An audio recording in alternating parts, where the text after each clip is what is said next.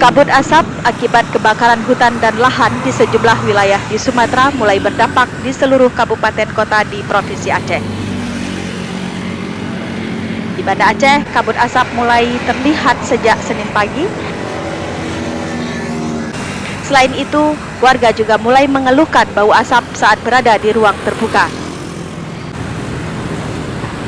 Badan Meteorologi, Klimatologi, dan Geofisika BMKG Stasiun Belang Bintang Aceh Besar meliris, kabut asap yang sebelumnya hanya melanda beberapa wilayah di Aceh, kini mulai menyebar ke seluruh Aceh. Akibat kabut asap ini, jarak pandang berkisar 3-4 km.